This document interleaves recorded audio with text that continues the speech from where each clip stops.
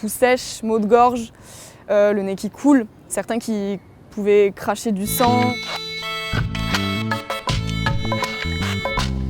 Salut, je m'appelle Lola, j'ai 23 ans, je suis sauveteur nautique sur les plages du Pays Basque depuis maintenant 5 ans et je vais vous parler des problèmes qu'on a eu cet été à cause des algues.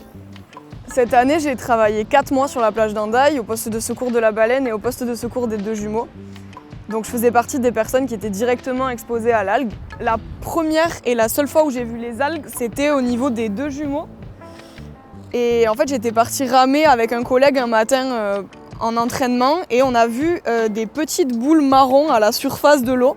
Donc pas comme des algues normales qui auraient une sorte de racine, c'était vraiment des petites boules à la surface. Cette algue est une algue du genre Ostreopsis. L'espèce ici sur les côtes basques ne sont pas encore déterminées. Donc ce sont des micro-algues en fait, donc ce sont des organismes très petits qu'on ne peut pas voir à l'œil nu, mais qui donc en groupe peuvent être visibles sous forme de taches brunes ou comme on a pu le voir sur les côtes cet été. Cette algue donc, vit sur un substrat rocheux et sur des algues, mais également elle peut se retrouver dans la colonne d'eau, c'est-à-dire qu'on peut la retrouver en surface et justement en eau libre. Elles ont pu arriver par divers moyens qui sont difficiles à déterminer. On peut penser à une station d'épuration qui relargue plus de nutriments dans l'Adour, ou on peut imaginer qu'il a fait plus chaud que les autres années et que justement l'eau, ou alors l'eau simplement était plus chaude, ou alors le fait qu'il y a eu peut-être moins de vagues cet été et qui du coup a laissé justement cette algue proliférer plus facilement.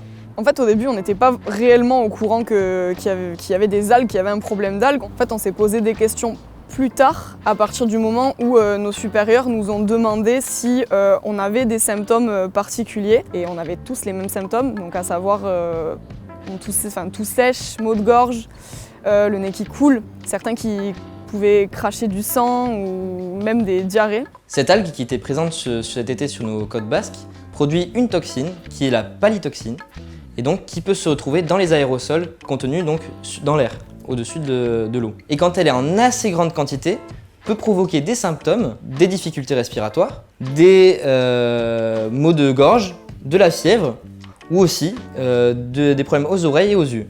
Dans de rares cas, ça peut provoquer des formes plus graves, mais de manière générale, les symptômes s'estompent de 24 à 48 heures.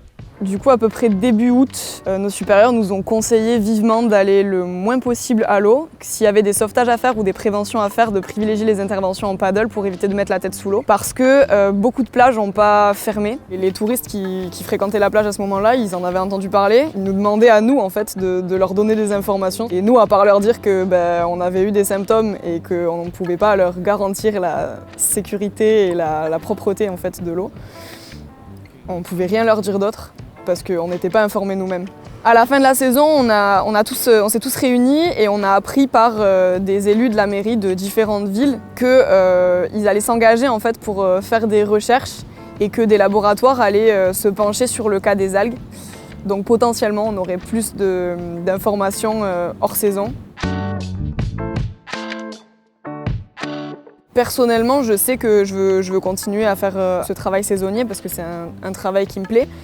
Mais je m'inquiète de plus en plus du fait qu'il n'y ait pas forcément de réaction immédiate, que ce soit pour le cas des algues ou même pour la pollution. Et certes, ça impacte les touristes, mais ça nous impacte notamment à nous puisqu'on travaille tous les jours dans ce milieu. Et il n'y a pas spécialement d'actions qui sont mises en place pour régler le problème.